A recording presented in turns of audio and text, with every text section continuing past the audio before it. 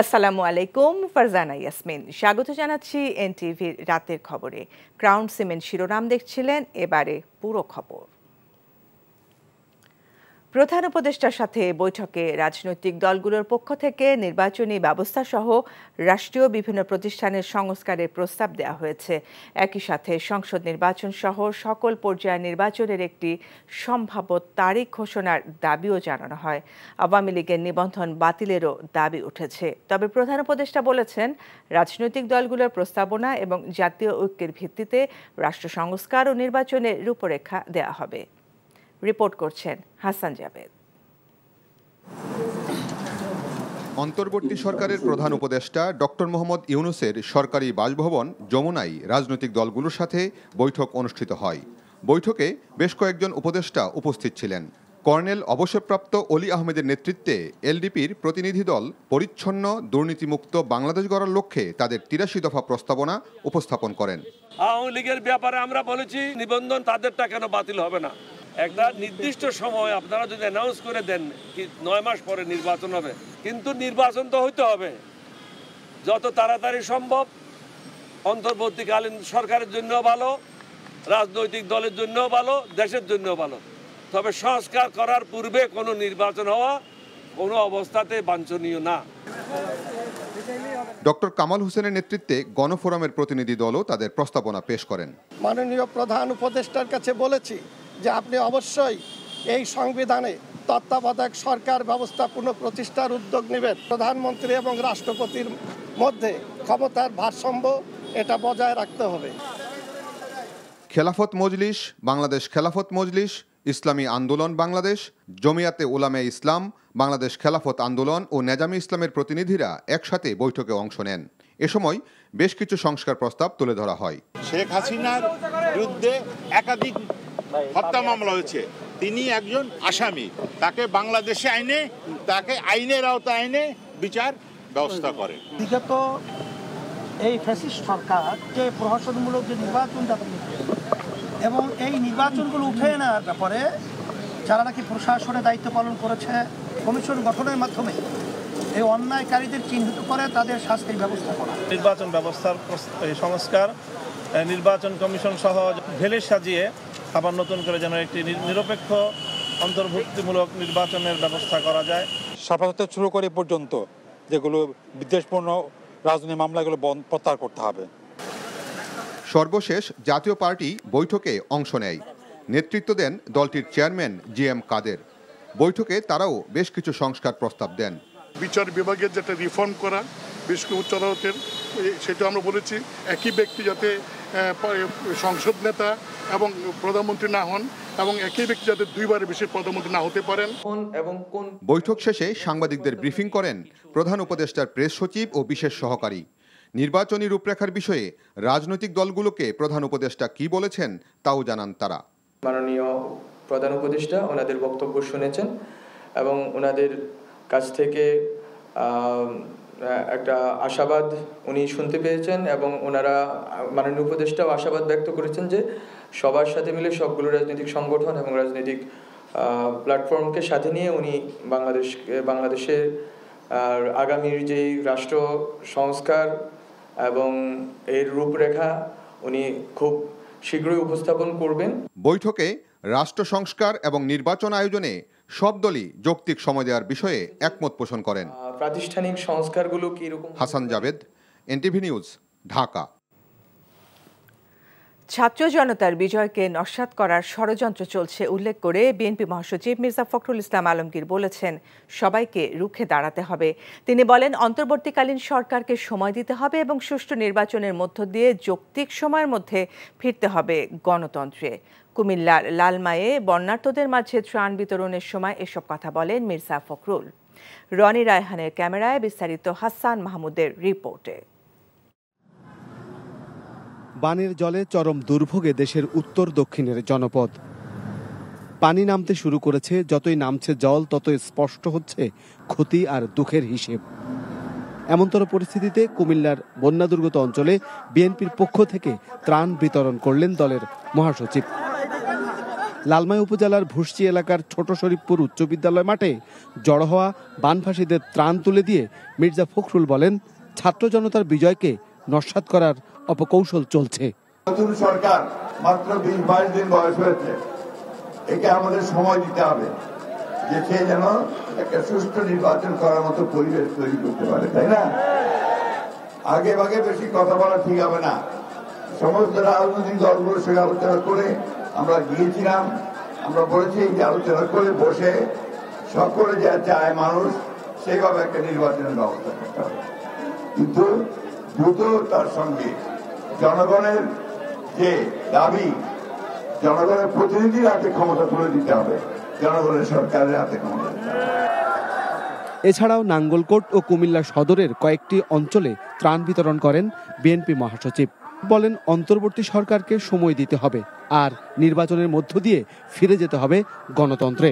বর্তমানের যে সরকার আছে, প্রফেসর ইউনূসের যে সরকার, একটা অন্তর্বর্তীকালীন সরকার, মাঝখানের সরকার, তাদেরকে আমাদেরকে সহযোগিতা করতে হবে।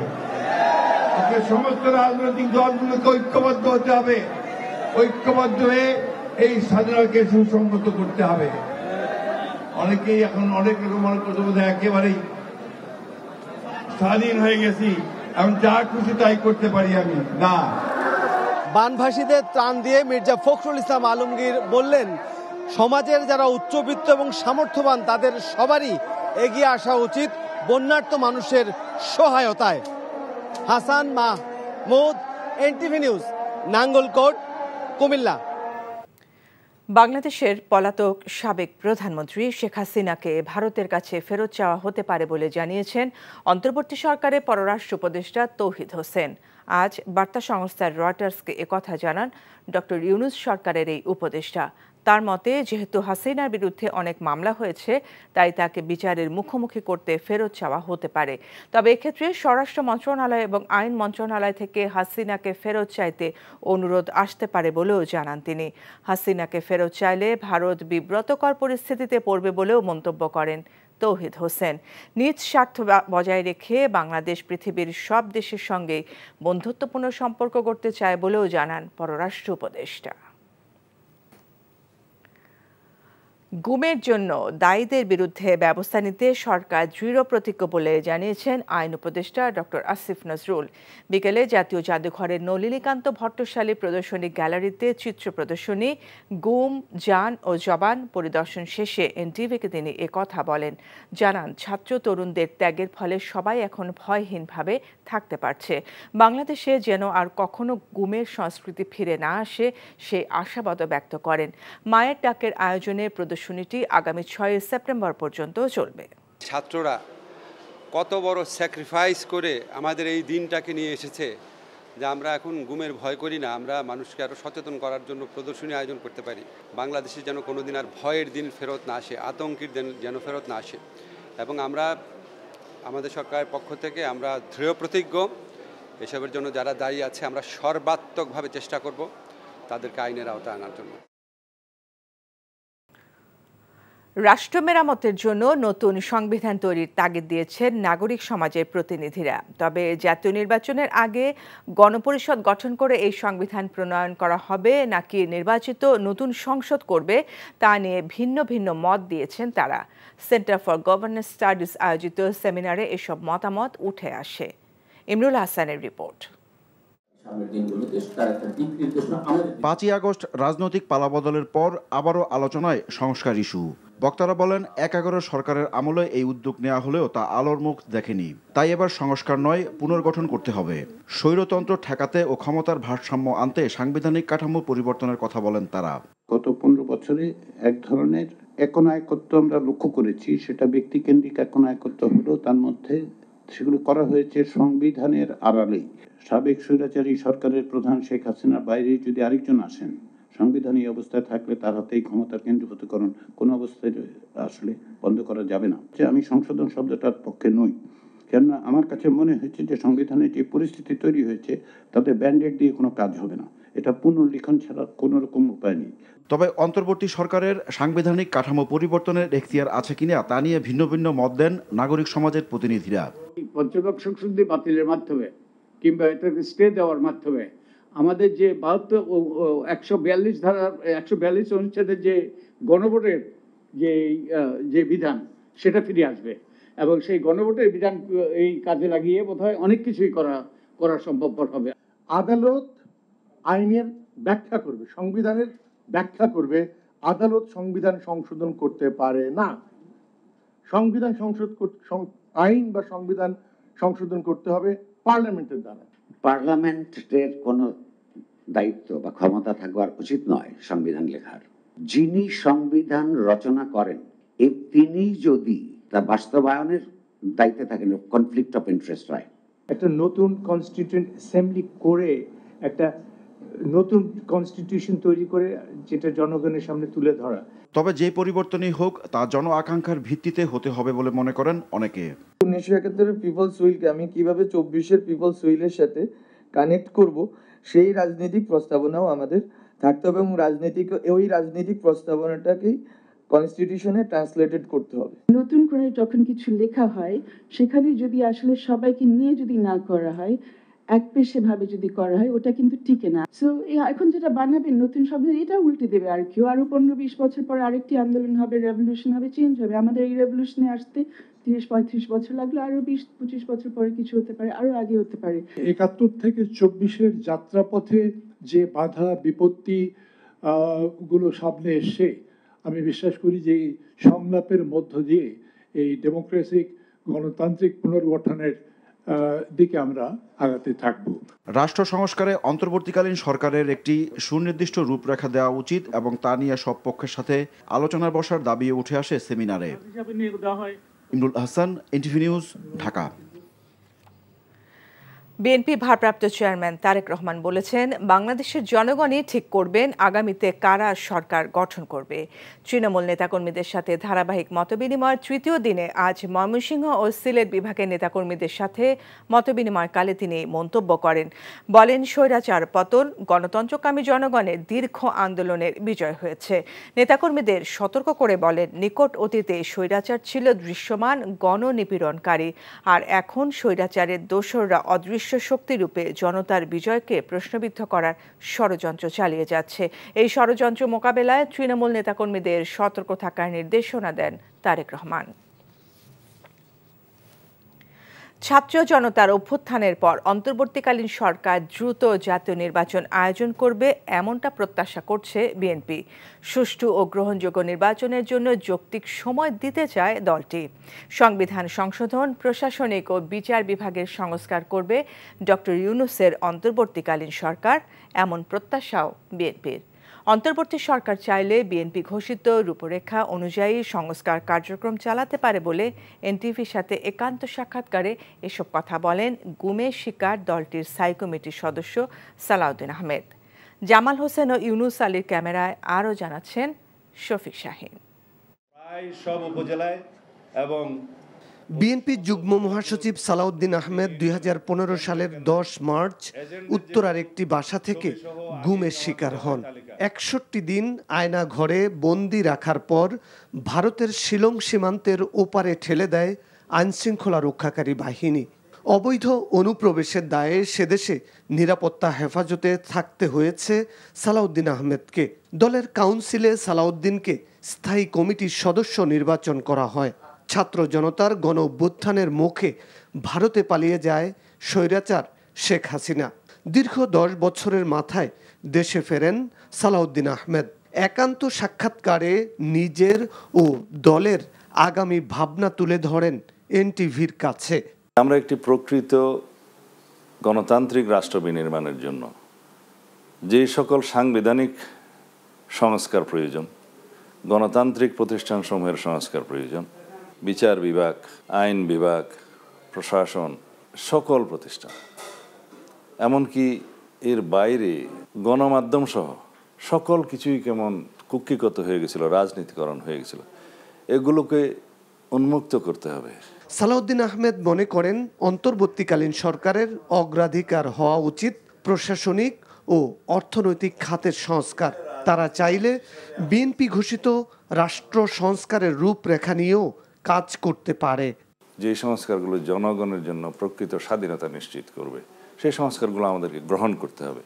এটা খুব বেশি সময়ও নেওয়া যাবে না। কর্মকর্তা কর্মচারী বদলি এখান থেকে ওখানে, এটা কোনো সংস্কার নয়। এটা প্রয়োজন হয়ে দাঁড়িয়েছে এখন, যেহেতু দীর্ঘ 15-17 বছরে ফেসিবাদের দোসররা বিভিন্ন জায়গায় বসে আছে, তাদেরকে একই জায়গায় রেখে তো রাষ্ট্র পরিচালনা করা এখন দুষ্কর।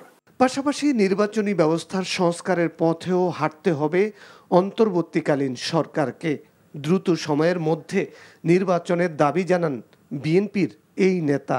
এটা রূপরেখা প্রণয়নের জন্য যে কবে তারা ইলেকশন দেওয়ার মতো একটা পরিবেশ সৃষ্টি করতে পারবেন এবং একটা রোড ম্যাপ দিবেন, সেটা অনেকেই মনে করে যে 3 থেকে 6 মাস, কিন্তু আমরা নির্ধারিত করে এভাবে হার্ড অ্যান্ড ফাস্ট কিছু বলতে চাই না। যথাশীঘ্র সম্ভব এটা গণতান্ত্রিক কাঠামোর মধ্যে ফিরে যাওয়া, এটা গণতান্ত্রিক ব্যবস্থা প্রতিষ্ঠা করা, এটা প্রায়োরিটি। কারণ বেশি দেরি হলে আবার সমস্যা অন্যরকম সৃষ্টি হয়ে যেতে পারে। আভ্যন্তরীণ ষড়যন্ত্র আছে, আন্তর্জাতিক চক্রান্ত আছে, বিভিন্ন কিছু আমাদেরকে মাথায় রাখতে হবে। নির্বাচিত সরকার ছাড়া দেশের সার্বিক কল্যাণ সম্ভব নয় বলে মত দেন বিএনপির স্থায়ী কমিটির এই সদস্য। Shafiq Shahin, NTV news, Dhaka. দেশের চলমান শিক্ষাদান পদ্ধতি থাকছে না, ফেরানো হবে আগের পরীক্ষা পদ্ধতি। তবে এখনকার কারিকুলামের ভালো দিকগুলো আগের সাথে সমন্বয় করা হবে। এসব তথ্য জানালেন শিক্ষা উপদেষ্টা ডক্টর ওয়াহিদুদ্দিন মাহমুদ। আর শিক্ষার্থীদের ব্যবহার করে শিক্ষা প্রতিষ্ঠান দখল ও শিক্ষকদের লাঞ্ছিত করার বিরুদ্ধেও তিনি ব্যবস্থা নেওয়ার নির্দেশ দিয়েছেন। হাসানুল শাওনের রিপোর্ট। দেশের শিক্ষা খাতে চলমান নানা ঘটনা এবং শিক্ষা কারিকুলাম প্রসঙ্গে নিজ বাসভবনে কথা বলেন ডক্টর ওয়াহিদুদ্দিন মাহমুদ। অন্তর্বর্তীকালীন সরকারের এই শিক্ষা উপদেষ্টা জানান, চলমান শিক্ষাক্রম এদেশের জন্য উপযোগী নয় এবং এখন বাস্তবায়নও সম্ভব না। তাই এই শিক্ষা পদ্ধতিকে ঢেলে সাজানোর উদ্যোগ নেওয়া হয়েছে। আমরা ন্যূনতমভাবে আগের শিক্ষাক্রমের, যেখানে শিক্ষণ পদ্ধতিও ছিল আবার পরীক্ষার ব্যবস্থা ছিল, সেই পাঠ্যপুস্তকগুলো আবার ফিরিয়ে আনছি। আগামী বছরও সারা বছর ধরে আমরা কিছু পরিপত্র জারি করে কিছুটা যেই দুর্বলতাগুলো আগের শিক্ষাক্রমে আছে সেগুলোকে সংশোধন করার চেষ্টা করব। তবে নবম শ্রেণীর শিক্ষার্থীরা যাতে কোনো জটিলতায় না পড়ে সে বিষয়ে সঠিক উদ্যোগ নেওয়া হবে বলে জানান উপদেষ্টা। যারা নবম শ্রেণীর শিক্ষার্থী আছে, আগামী বছর দশম শ্রেণীতে যাবে, তাদেরকে আশ্বস্ত করতে চাই যে কোনো রকমের অসুবিধা তাদের হবে না। বছর যখন যাবে তখন আমরা প্রয়োজনীয়ভাবে দশম শ্রেণীর যেই কারিকুলাম সেটাকে একটু শিথিল করব আর একটু সহজতর করব। গত 15 বছর বই ছাপানোর সিন্ডিকেট সীমাহীন দুর্নীতি করেছে অভিযোগ করে শিক্ষা উপদেষ্টা বলেন, আগামী বছরের শুরুতেই শিক্ষার্থীরা ভালো মানের নতুন বই পাবেন। দেশের অনেক শিক্ষা প্রতিষ্ঠানে শিক্ষকদের লাঞ্ছিত করার ঘটনা অনাকাঙ্ক্ষিত বলে মন্তব্য করেন তিনি।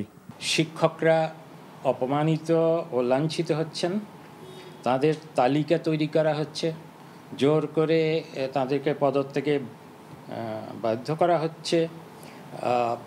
এমনকি অনেক ক্ষেত্রে শিক্ষকরা ব্যক্তিগত স্বার্থে ছাত্রদেরকে ব্যবহার করছে, যেটা খুবই দুঃখজনক। আমরা শিক্ষা মন্ত্রণালয় থেকে স্থানীয় প্রশাসনকে নির্দেশ দিয়েছি যেন যথাযথ ব্যবস্থা গ্রহণ করা হয়। বিভিন্ন পাবলিক বিশ্ববিদ্যালয়ে শূন্য ভিসি পদে দ্রুততম সময়ে নিয়োগ দেওয়া হবে বলেও জানান ডক্টর ওয়াহিদুদ্দিন মাহমুদ। কিন্তু আমি মন্ত্রণালয়ের কর্মকর্তা হাসানুল শাওন, এনটিভি নিউজ, ঢাকা।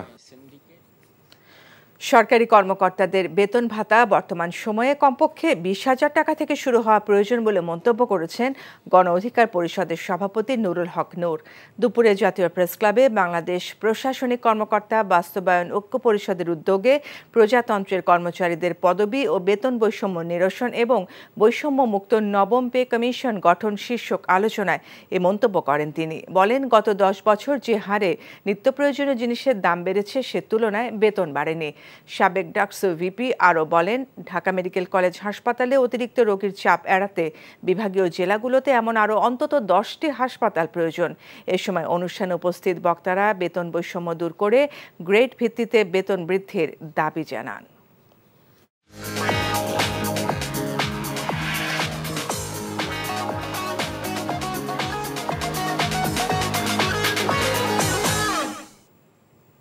নগদ নিবেদিত অর্থনীতির খবর। বিশ্ববাজারের সঙ্গে সামঞ্জস্য রেখে স্বয়ংক্রিয় ফর্মুলার আলোকে সব ধরনের জ্বালানি তেলের দাম কমানো হয়েছে। ডিজেল ও কেরোসিন লিটারে 1 টাকা 25 পয়সা এবং পেট্রোল ও অকটেন লিটারে 6 টাকা কমানো হয়েছে। পুনর্নির্ধারিত এই দাম 1 সেপ্টেম্বর অর্থাৎ আজ রাত 12টা থেকে কার্যকর হবে। রিপোর্ট করছেন ফাহাদ মোহাম্মদ।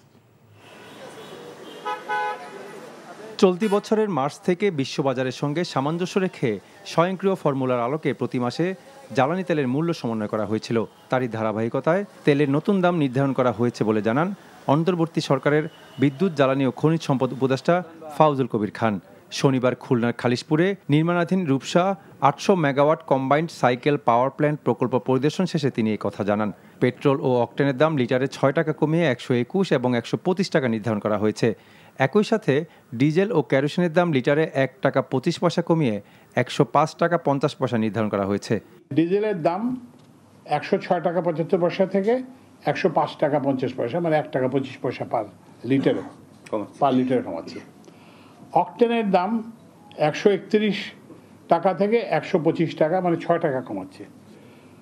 পেট্রোলের দাম 127 টাকা থেকে 121 টাকা, সেটাও 6 টাকা কমাচ্ছে। উপদেষ্টা বলেন, স্বজনপ্রীতি ও কিছু মানুষকে সুবিধা দিতে অপ্রয়োজনে বেসরকারি খাতে অনেক বিদ্যুৎ কেন্দ্র অনুমোদন দেওয়া হয়েছে এবং ওইসব প্রকল্পের ভর্তুকির মাধ্যমে রাষ্ট্রীয় অর্থের অপচয় হয়েছে। দুর্নীতির উৎস কিন্তু হচ্ছে মাথা থেকে। আগে যারা ধরেন এই ধরনের আমাদের মতো চেয়ারে বসতেন, তারাই কিন্তু দুর্নীতিকে আশ্রয় এবং প্রশ্রয় দিয়েছেন। এইটা পরিবর্তন করতে প্রতিশ্রুতিবদ্ধ, কারণ আমরা নিজেরাই ওই যেটা বললাম যে দৃষ্টান্ত হতে চাই যে আমরা নিজেরা দুর্নীতিতে সঙ্গে জড়াবো না, আমরা স্বজনপ্রীতি করবো না। সমন্বয়কৃত এই মূল্য 1 সেপ্টেম্বর রাত 12টা থেকে কার্যকর করা হবে বলেও জানান জ্বালানি উপদেষ্টা। চলতি বছরের 1 জুলাই ডিজেল ও কেরোসিনের মূল্য লিটারে 1 টাকা কমানো হয়েছিল, তবে পেট্রোল ও অকটেনের মূল্য অপরিবর্তিত ছিল। Fahad Mohammad, NTV news, Dhaka. এই ছিল রাতের খবরে। এই খবরের ভিডিও সহ আপডেট জানতে ভিজিট করুন এনটিভি অনলাইন www.ntvbd.com। এছাড়াও এনটিভির জনপ্রিয় সব অনুষ্ঠান ও খবরের আপডেট জানতে ভিজিট করুন আমাদের ইউটিউব ও ভেরিফাইড ফেসবুক পেজ। রাত 1টায় মধ্যরাতের খবর দেখার আমন্ত্রণ রইল। এতক্ষণ সাথে থাকার জন্য ধন্যবাদ সবাইকে।